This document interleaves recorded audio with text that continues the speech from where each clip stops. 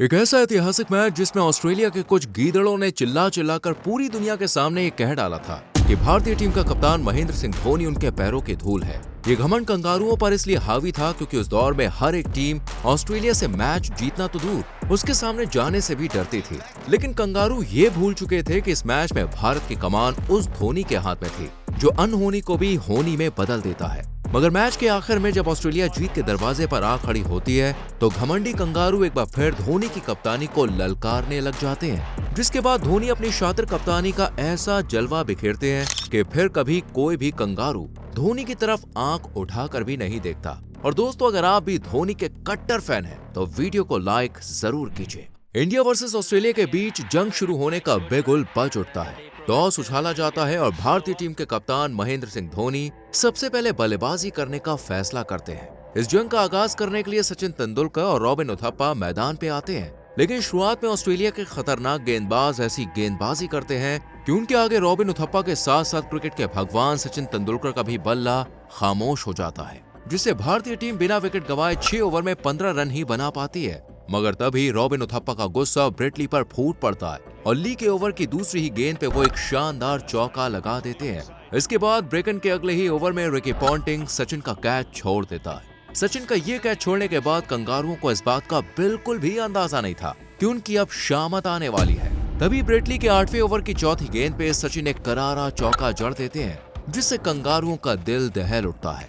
इसके बाद सचिन बिल्कुल भी रुकने का नाम नहीं लेते और कंगारुओं की धुनाई करते जाते हैं। आज ब्रेट ली और मिचेल जॉनसन जैसे दुनिया के सबसे खूंखार गेंदबाज भी सचिन की बल्लेबाजी का कोई तोड़ नहीं निकाल पा रहे थे। सचिन के बल्ले से निकलते रनों को देखकर ऐसा लग रहा था कि मानो मैच में सचिन का एक तरफा राज चल रहा हो। कंगारुओं की गेंदों को मास्टर ब्लास्टर आज उन्हीं के सर के ऊपर से दे मार रहे थे, जिससे कंगारू खिलाड़ियों के माथे पे चिंता की लकीरें साफ झलक रही थी। इसी के साथ सचिन तेंदुलकर एक बार फिर ऑस्ट्रेलिया के खिलाफ अपना अर्धशतक ठोक देते हैं। ये भारतीय जोड़ी कंगारुओं पर कहर बनकर टूट ही रही थी कि तभी 21वें ओवर में उथप्पा माइकल क्लार्क के जाल में फंसकर कैच आउट हो गए और 94 रन पे भारत को पहला झटका लग गया।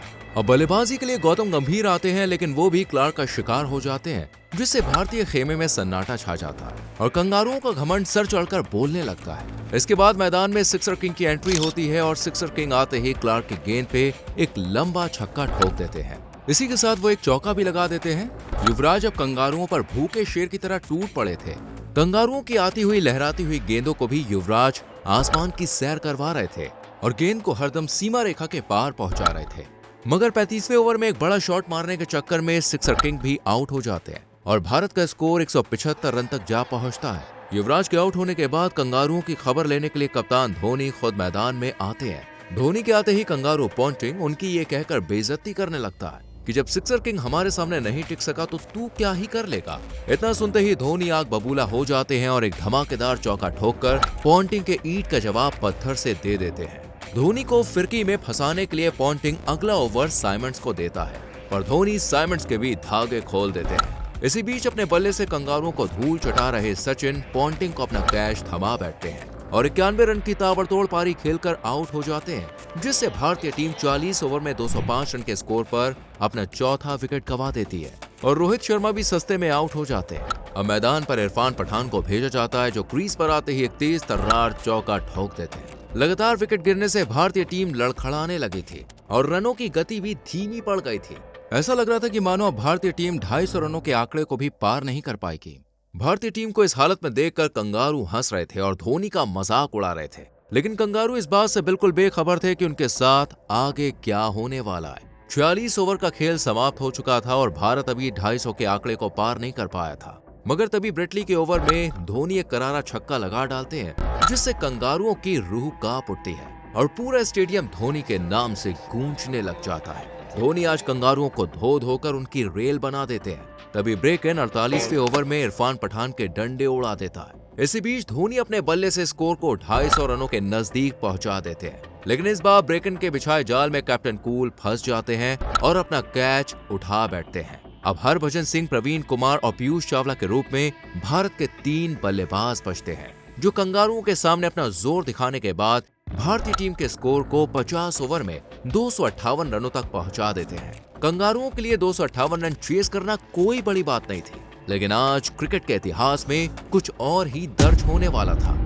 कंगारुओं की तरफ से पारी की शुरुआत करने के लिए एडम गिलक्रिस्ट के साथ मैथ्यू हेडन मैदान में आते हैं। ये दोनों उस दौर के सबसे खतरनाक बल्लेबाज माने जाते थे। वहीं कप्तान धोनी भी गेंदबाजी के लिए प्रवीण कुमार को बुलाते हैं, जो अपनी लहराती हुई गेंद के लिए जाने जाते थे। तभी पहली ओवर की तीसरी गेंद पर प्रवीण कुमार गिलक्रिस्ट को धोनी के हाथों कैच आउट करवा देते हैं, जिससे भारत जीत की पहली सीढ़ी चढ़ जाता है। अब कप्तान पॉन्टिंग खुद बल्लेबाजी का मोर्चा संभालने के लिए आता है और धोनी को घूर घूर कर देखने लगता है। तभी श्रीसंत के अगले ही ओवर में हेडन एक धमाकेदार चौका लगा डालता है। पॉन्टिंग स्ट्राइक पर आते ही धोनी को देखकर एक बार फिर से हंसने लग जाता है, लेकिन धोनी दोबारा प्रवीण कुमार को गेंद सौंप देते हैं। मास्टरमाइंड धोनी के बताए मुताबिक प्रवीण पॉन्टिंग को एक धीमी गेंद डालते हैं, जिससे पॉन्टिंग अपना कैच उठा बैठता है और धोनी के ऊपर हंस रहा पॉन्टिंग मैदान से मुंह छुपाते हुए चला जाता है। पॉन्टिंग के बाद अभी भी ऑस्ट्रेलिया में एक से बढ़कर एक खिलाड़ी मौजूद थे। मैदान पर बल्लेबाजी के लिए माइकल क्लार्क आता है। इसी दौरान श्रीसंत के ओवर में धोनी हेडन का कैच छोड़ देते हैं। तभी इस कैच की भरपाई के लिए कप्तान धोनी एक बार फिर से प्रवीण कुमार का रुख करते हैं और प्रवीण आते ही खतरनाक क्लार्क को क्लीन बोल्ड कर धोनी के इस शातिर फैसले पर खरे उतरते हैं और कंगारू लाइनअप की कमर तोड़कर रख देते हैं। 9 ओवर की समाप्ति तक ऑस्ट्रेलिया 32 रन पर अपना तीसरा विकेट भी गंवा बैठती है। धोनी के इस मास्टरमाइंड के सामने आज हर एक कंगारू हैरान था। कंगारू आज बिल्कुल भी समझ नहीं पा रहे थे कि आखिर उनके साथ ये क्या हो रहा है, मगर मैदान पर अभी हेडन के रूप में एक हैवान अपने पैर जमाए हुए था। क्लार्क का विकेट गिरने के बाद अब एक और जल्लाद मैदान में दस्तक देता है, जिसका नाम था एंड्रयू साइमंड्स। ये दोनों बल्लेबाज भारतीय गेंदबाजों के छक्के छुड़ाने के लिए तैयार हो चुके थे, लेकिन भारतीय टीम की आक्रामक गेंदबाजी ने इन हैवानों को भी अपने शिकंजे में कस लिया था। हरभजन सिंह गेंदबाजी के लिए आते हैं, तभी हरभजन की गेंद को हेडन सीमा रेखा के बाहर भेज देता है। इसके बाद धोनी इरफान पठान को लेकर आते हैं और पठान जैसे ही अपनी गेंद छोड़ते हैं तो साइमंड्स उनकी गेंद पर चौका लगा डालता है, जिससे भारतीय गेंदबाज भी कंगारुओं के सामने बेबस नजर आने लगते हैं। अब इस मैच में जहां हेडन भारतीय गेंदबाजों पे भूखे शेर की तरह झपट्टा मार रहा था, वहीं साइमंड्स भी पागलपन की सारी हदें पार कर रहा था। पारी का 23वां ओवर डालने आए इरफान की गेंद पे 2 चौके ठोककर हेडन स्कोर को 100 रन के पार पहुंचा देता है। हेडन के सामने चाहे इरफान हो या प्रवीण, आज वो अपने बल्ले से हर किसी की रेल बनाए जा रहा था। इसी के साथ हेडन अपना अर्धशतक भी पूरा कर लेता है। ये जोड़ी भारत को अब हार की तरफ ले जा रही थी। अगर भारतीय टीम को इस मैच में जीत चाहिए थी तो इन हैवानों की जोड़ी को तोड़ना जरूरी था। इसलिए धोनी युवराज सिंह को बुलाते हैं, जो अपनी तूफानी फील्डिंग से हेडन को रन आउट कर देते हैं, जिससे भारतीय टीम इस मैच को एक बार फिर अपनी तरफ मोड़ लेती है। इसके बाद माइकल हसी बल्लेबाजी के लिए आता है। भले ही हेडन आउट हो चुका था, लेकिन जल्लाद साइमंड्स अभी भी मैदान पर सीना तान के धोनी को ललकार रहा था।